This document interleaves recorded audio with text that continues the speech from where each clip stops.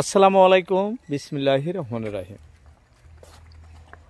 Abdul farming live YouTube চ্যানেলের পক্ষ থেকে দর্শক আপনাদের সবাইকে সাদর আমন্ত্রণ।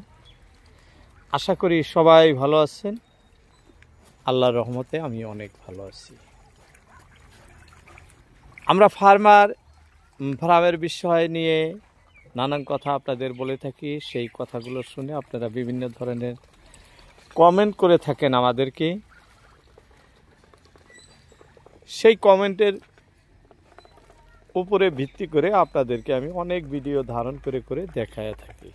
দর্শক, এরকম এক ভাই, প্রবাসী ভাই, আমাদের দেশের বাইরে থাকেন, কাতার থেকে মনির ভাই কমেন্ট করেছেন, আমি একটি হাঁস খামার করতে চাই, পরামর্শ চাইছেন এবং আরও লিখেছেন যে আপনার নাম্বারটাও দিবেন। যাই হোক, প্রথমে আপনার পরামর্শ চাওয়ার জন্য অনেক অনেক ধন্যবাদ আপনাকে। আপনি কি হাঁসের ফার্ম করবেন সেই বিষয়ে লেখেন নাই। যাই হোক, আমি চীন হাঁসের খামার করি। আমি ভাববো যে আপনি চীন হাঁসের খামারের বিষয়েই জানতে চাইছেন, কারণ আমি যেটা বর্তমান করে আছি সেই বিষয় নিয়েই কথা বলতেছি।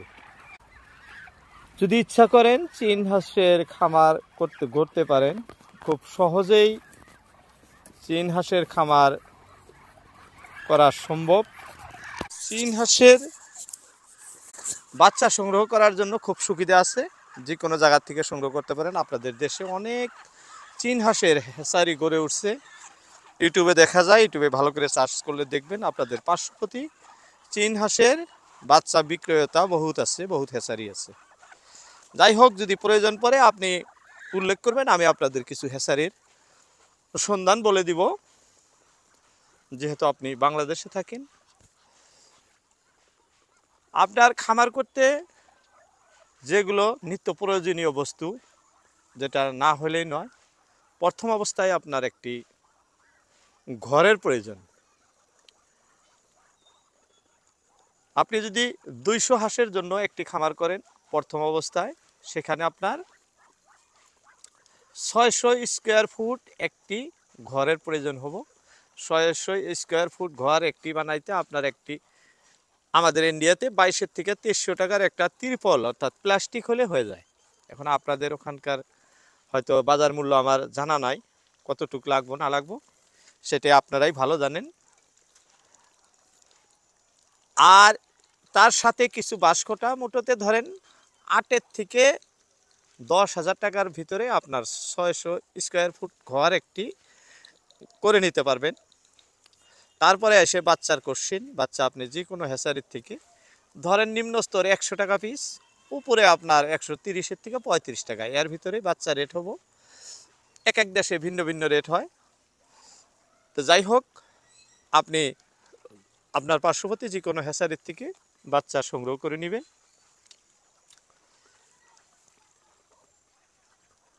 200 বাচ্চা, কারণ আপনার 600 স্কোয়ার ফুট ঘরে 200 বাচ্চা পালতে পারবেন।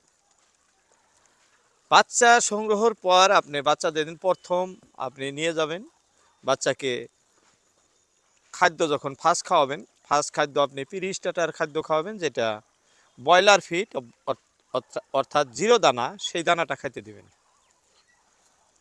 কোনো চিরা ভিজানি, মুড়ি ভিজানি, এইসব কুসংস্কার যাতে না হয়, না রাখেন, সেটাই বেশি ভালো। আমার অনেক দিনের অভিজ্ঞতার থেকে আমি বলছি, এইসব কিন্তু করবেন না। ফার্স্ট আপনি 30 টাকার দানা দিবেন, আর যে পানি খাইতে দিবেন, যদি কোনো দূরের হ্যাচারির থেকে আসে, সেই ক্ষেত্রে অ্যান্টিবায়োটিক তো দিবেন পরিমাণ মতো। 1 লিটার পানিতে 1 গ্রাম যে কোনো একটি অ্যান্টিবায়োটিক মেডিসিন, আমরা মেটাপেরিম বা ভ্যানডক্স, টেট্রাসাইক্লিন, এই ধরনের যে কোনো একটা আমরা দিয়ে থাকি। তো আপনিও সেই ক্ষেত্রে আপনার দেশের যেগুলা ভালো কোম্পানির ভালো মেডিসিন, কোনো ভুসি নয় তেমন অ্যান্টিবায়োটিক 1 লিটার পানি 1 গ্রাম দিয়ে খাইতে দিবেন হাঁসকে, সঙ্গে 30 টাকার দানা বাচ্চাকে। এই মতো অবস্থায় 3 দিন খাওয়াবেন অ্যান্টিবায়োটিক। যদিও কোনো সমস্যা আপনার হাঁসের বাচ্চার ভিতরে থাকে, সেগুলোও কিন্তু লাহে লাহে ঠিক হয়ে যাব, থাকবো না বেমার। অ্যান্টিবায়োটিক দেওয়ার জন্য অনেক হ্যাচারিতে পয়জন থাকে, সেগুলোর থেকেও পরে আক্রান্ত হয়, সেই ধরনের সমস্যার থেকে আপনি বেঁচে যাবেন। যাই হোক, এইভাবে খাওয়াইতে থাকবেন। প্রি স্টার্টারের খাওয়ানোর পরে আপনার স্টার্টারের পালা আসবো, স্টার্টার খাওয়াবেন।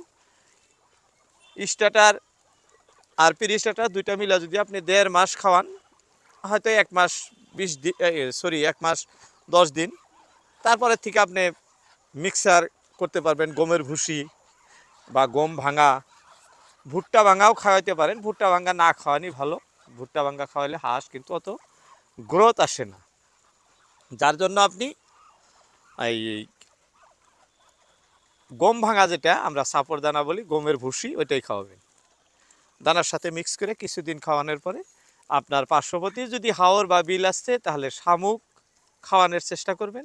ঘাস লতা পাতা, মানে দাগে চড়ানোর মতন একটা পরিস্থিতি বানাইয়া দিবেন, যাতে দাগে কেউ ঘুরাইয়া রাখতে পারে।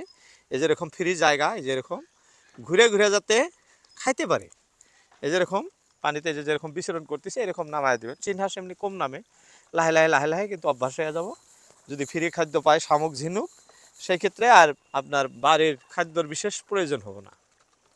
এটা আপনাদের লাভের একটি রাস্তা। যদি এরকম হয় তাহলে অনেক ভালো। তারপর আপনার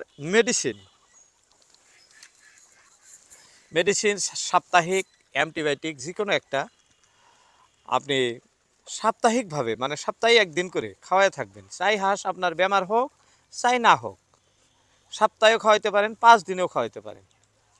ওই 1 লিটার পানিতে 1 চা চামচ এই পরিমাণ হিসাবে দিয়ে আপনার যে হাঁসগুলো আসছে খাওয়াই দিবেন সপ্তাহে 1 দিন 1 দিন।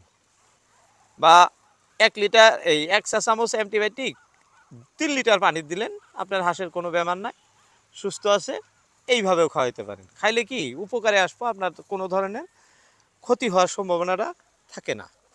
ভ্যাকসিনের পিরিয়ড তো আপনাদের বলেই দিই আমি, যে ভ্যাকসিন আপনারা সবসময়ই দিবেন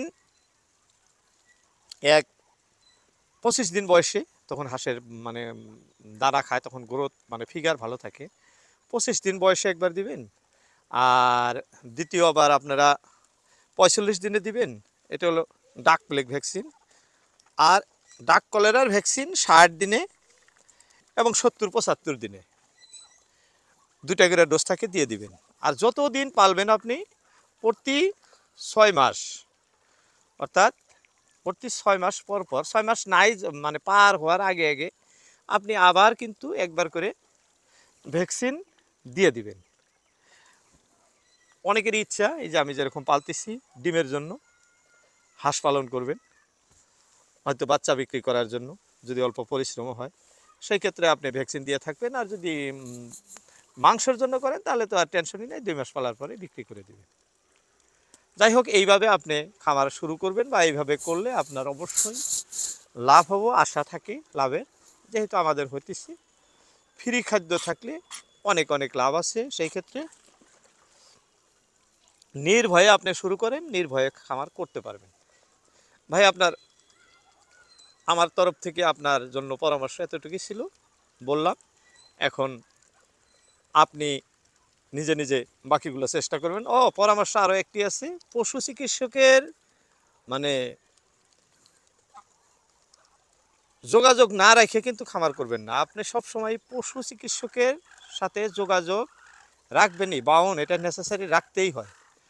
ওনারাই সব কিছু, আমরা যত কিছুই বলি ইউটিউবের থেকে দূরের থেকে বলতেছি, আপনার পার্শ্ববর্তী ডাক্তারের পরামর্শ রাখবেন।